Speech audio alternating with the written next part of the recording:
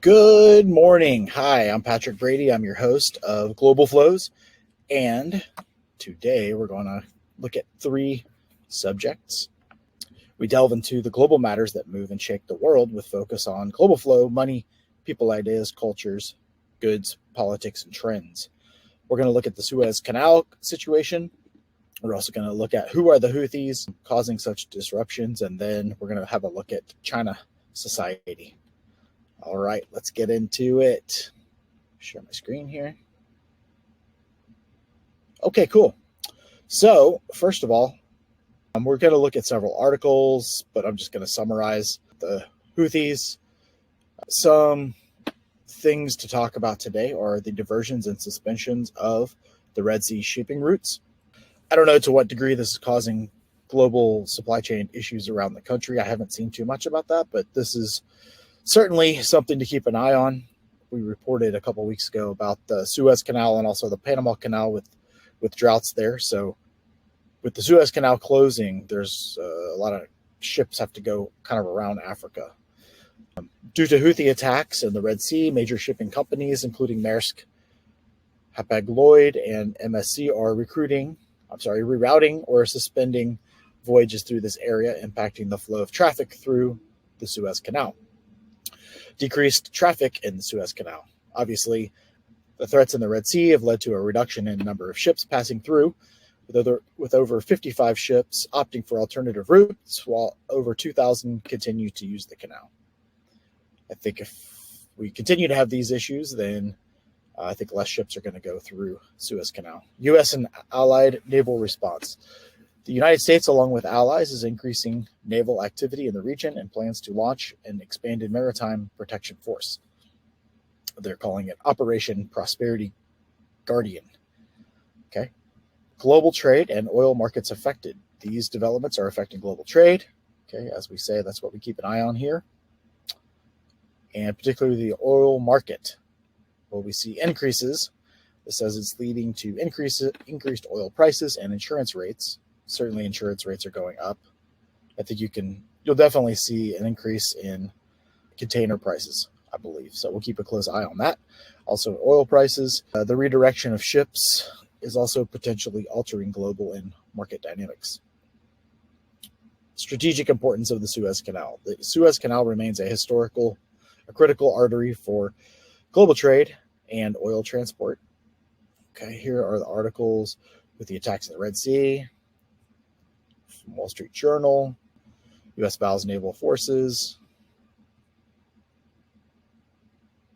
MSC joins other carriers to pause, from NBC, from The Guardian. The Guardian, U.S. announced expansion protection. Okay, and I wonder who are the Houthis? A couple articles on that. Houthis' escalating conflict role.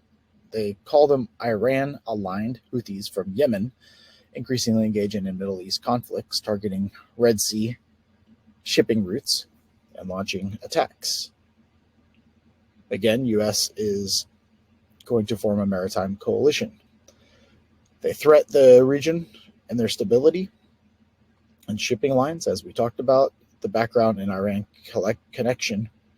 Originating as a religious movement in Yemen, the Houthis have grown in power, particularly during the Yemen war, with accusations of receiving support and arms from Iran. Military capabilities. Their arsenal, believed to include ballistic missiles and drones capable of reaching targets over 1,000 miles away, demonstrate a significant threat to regional security and commercial shipping. So we'll keep an eye on this. Yemen's Houthis, Iran allied. Here's CNN, a story about why they're attacking, and here, video show moment, Houthi rebels storm cargo ships. Super interesting and could be scary for global trade. Okay, and then lastly, we're going to talk about China's youth. There's a growing discontent among Chinese youth. Young people in China, disillusioned with unfulfilling jobs and stagnant economy, are increasingly abandoning traditional success paths, leading to a cultural and social shift. Emergence of letting it rot and lying flat movements. These attitudes reflect a passive resistance against societal pressure, government expectations, symbolizing a broader disillusionment with the prospects of progress through hard work. Altered life prospects, perspectives, and goals. This disillusionment is prompting young Chinese to explore spirituality, relocating from urban centers and rethink life's meaning, diverging from ambitions traditionally promoted by the Communist Party. I think I saw in this article a lot of people are going to Dali, Yunnan province, which is just this awesome place, really magical place. So looks like China youth is really hoping to escape the trappings of their parents. You know, I guess in the US, they always ask young people if they feel like they can have the same opportunities as their parents, and certainly Chinese youth do not right now. Altered life perspectives and goals, and lottery as a beacon of hope. Amid these shifts, the lottery has gained popularity as a symbol of aspiration and escape, representing a longing for a better life, often envisioned abroad.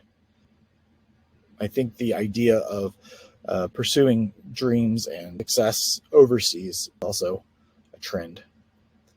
Consequences for China's economy and governance. This trend among Chinese presents challenges for Beijing, potentially affecting economic stability and China's position on the global stage. And the government concerns and will try to censor. Okay, let's just look. Here is lottery ticket in China. Red is always the lucky color. And hunger striker in Tiananmen. Okay. Southwest Chinese city of Dali. This place is amazing. Here's youth unemployment. Here is the girl praying at the Lama Temple in Beijing.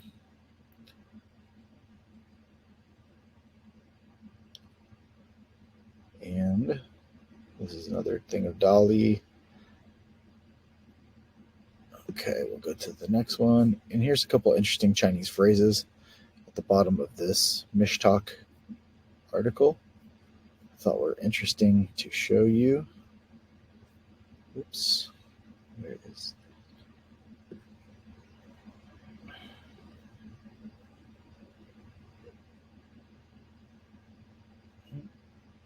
Okay, here we go. There's some catchphrases in China right now. Involution refers to situations in which people work hard and compete without anyone getting ahead. Touching fish, a phrase borrowed from a Chinese idiom, refers to executing small rebellion at work, taking long toilet breaks, doing online shopping, and reading novels in the office. We don't do that here in the US. Kind of kidding. Lying flat, a form of mundane resistance that involves dragging one's feet at work or dropping out of the workforce altogether. And then let it rot, spread to describe young people who have completely given up. So those are three. At Global Flows, we will continue to track global finance, trade, supply chain, etc. All right. Thank you very much. Have a great day, and we'll see you on the flip side.